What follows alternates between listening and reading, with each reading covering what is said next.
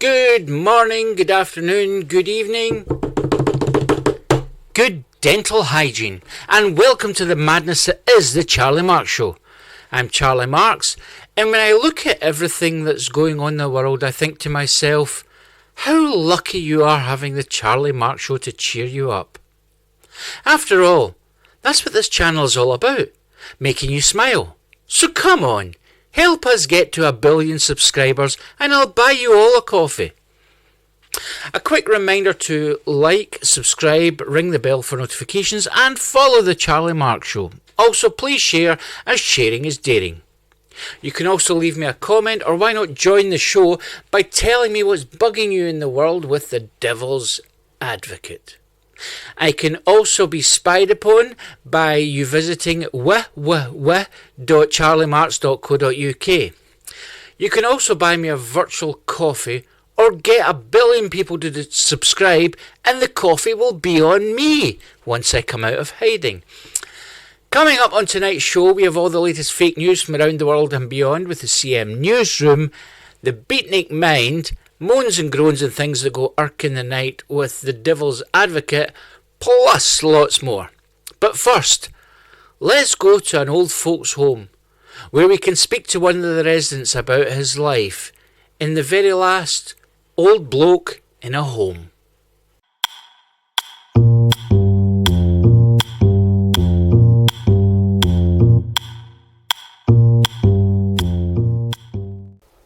Hello again, I'm the Old Bloke in a Home, and it's time for me to conclude with the last part of my story. When the 1970s rolled round, I was getting to the age of retirement, but seeing as I'd never really had a job, I was confused as what I would be retiring from. I decided that before I retired, I should really get a job, but what to do? I decided that the best port of call would be to go to the job centre. And funnily enough, they agreed that this was the best port of call, as they set me up with a job as a submarine commander. Even though I had no qualifications to speak of, I surprisingly got the job, and before I could say I really should have gotten Elsie from next door to pop in and feed the dog, I was starting my 6 months away on the submarine, the USS Underwater. And I was excited to be taking charge of my crew. It was a very exciting time indeed. However, I did find it quite claustrophobic, and I sometimes found it difficult to catch my breath, especially as I was a heavy smoking pensioner. Perhaps it wasn't the greatest resolution to my claustrophobia issue, and looking back, I should have consulted with someone on the sub that had maybe been doing the job for more than a week. But how was I supposed to know that you were not supposed to open the doors? I realised I was going to be in trouble, but luckily for me, we all drowned, and no charges were ever raised against me. Anyway, this has been fun, and a great pleasure sharing my life and death with you. So, from me, goodbye.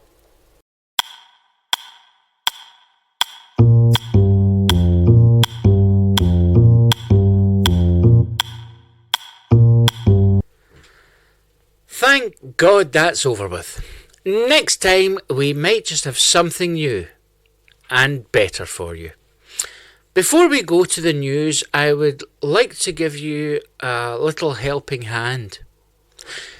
Many children across the world go through what can only be described as a rite of passage. This happens when one or perhaps both of the parents realise that the time has come that they no longer want to see their children again, and they purchase them a gaming console. Yes, the upside to this ritual is that indeed you will not see your children or have to listen to their inane nonsense about things you have no clue about. But on the flip side, now you have introduced your child to the colourful worlds of Mario or Sonic or Zombie Hunters. You will now face an entirely new challenge. Yes, my friends, the console may have set you back a few £100, giving you the peace of mind that you will not have to go through puberty with your child. But sadly, this is only the start of the spending.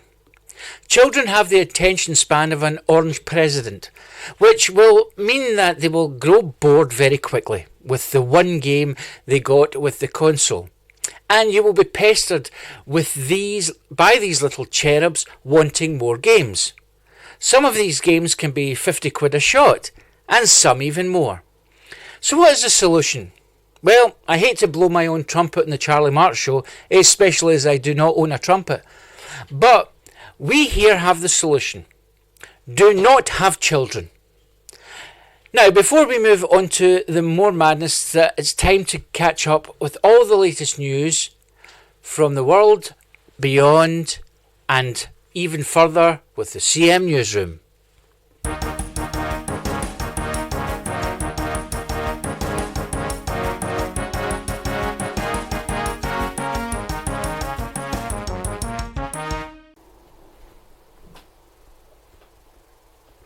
Good evening and welcome to CM News with me, Idi Amin's grandmother. Our top story this evening. Sir Keir Starmer was under pressure again regarding the illegal immigrants coming into the country in dangerous boats. The tub called a Rub-a-Dub-Dub left Calais and landed on shore in England late last night. The 3 immigrants on board, a butcher, a baker and a candlestick maker, have been given a refuge in an expensive hotel and given money so they can have a lovely old time. Nigel Farage has finally had his bar mitzvah. The leader of Reform UK said that he was delighted to be now classed as a man and looks forward to invading Poland next. Mafia family working out of a chip shop in Clacton were arrested by police for the suspected crime of putting a rival family in cement and throwing them into the river. A lawyer for the family charged said that his client will soon be free as police have nothing concrete to go on. The Son of God, J.S. Christ, has won Business of the Year at this year's Business of the Year Awards. He was presented his award by the Right Honourable Gillian Maxwell, and during his speech, J.S. said that it was obvious choice for him to open the nail salon. The skeleton of a man has been found in a graveyard in Kent.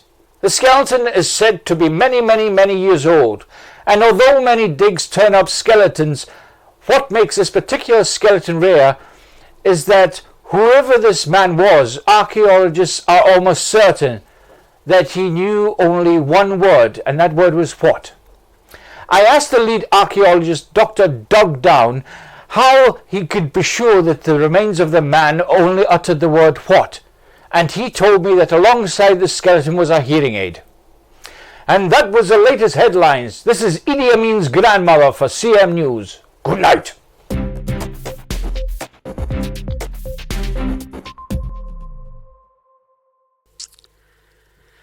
Thank you, Idi Amin's grandmother. More from the CM Newsroom next time. Now it's competition time, and this week you have the chance to win a full envelope filled to the brim with the finest fresh air all the way from the Highlands of Scotland. So how can you get your hands on this spectacular prize? All you have to do is answer the following question and leave your answer in the comment section below. The University of Oxford is the oldest university in the UK. But can you tell me, why do some people spit on you when they're just talking to you? Just pop your answer into the comments section below and you could be the proud owner of a fantastic envelope full of good Scottish fresh air. Good luck. But now it's time to walk like a cool cat down to the Nosy Parker Jazz Club to get another poem from the Beatnik Mind.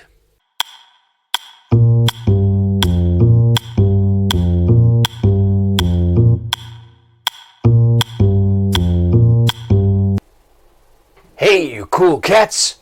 Welcome to the Nosy Parker Jazz Club. Tonight I have a couple of more groovy poems for you. The first poem is titled, "The growth of nature can only be maximized by the beauty of life."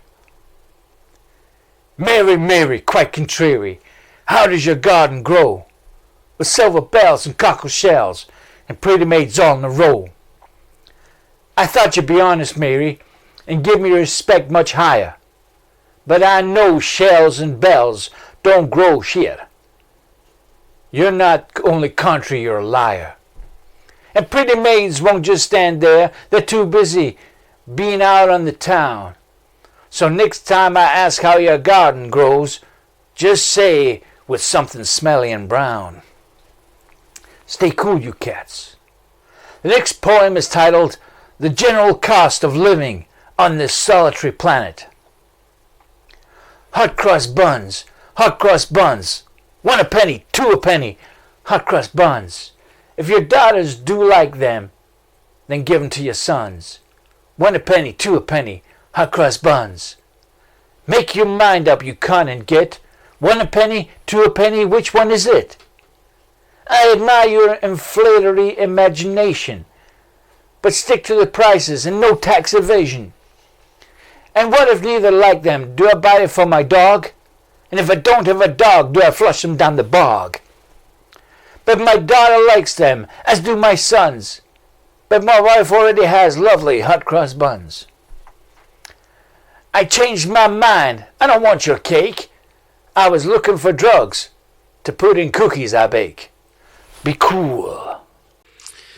And we will be back down at the Nosy Parker Jazz Club next time with even more rubbish. So, recently Live Aid turned 40. 40 years. 40.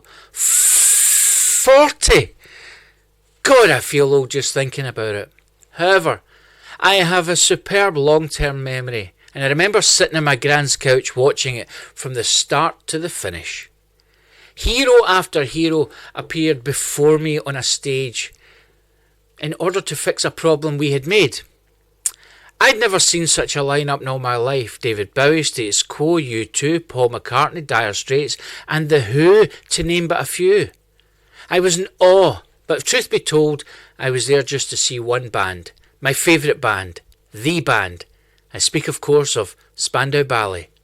Queen.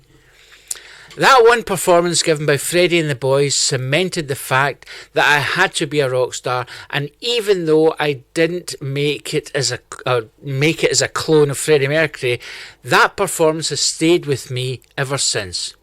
This is why I thought the end of the Queen biography Bohemian Rhapsody should have ended with the original Live Aid broadcast. But what do I know? Now it's time for another roundup of moans and groans and things that go irk in the night with the Devil's Advocate.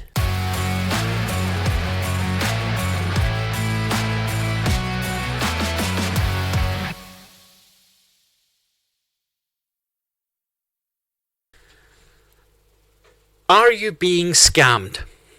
Well, yes you are. But you knew that, didn't you? With costs rising and products getting smaller, then you're getting less for your hard-earned buck. Everything from washing up liquid, electricals and essentials is shrinking. But they say that this is because when things are condensed, they are better. Really? Albums went to CDs and the quality was apparently better. However, the return to vinyl by new listeners to music says otherwise.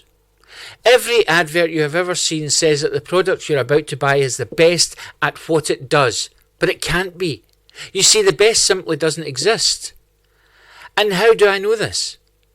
I waited. I waited to see the product being relaunched, and guess what? This was now the best. How is this possible? And how best does washing up liquid need to be? Sure, it cleans your plates and mugs, and that's good enough. How about the advertisers just being honest for a change and saying new fairy liquid is good enough? Let's not get fooled into believing that we are getting the best, because we will never get the best, because there is no such thing. So, next time you're shopping and you see something that's big and okay, and something that is small and the best, be careful how you pick.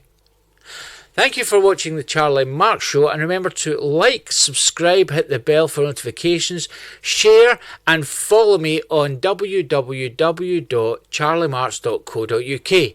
You can also buy me a virtual coffee or join the channel for more and so much more. So until next time, if you're not subscribed to the Charlie Marx Show, you will not get the best. you.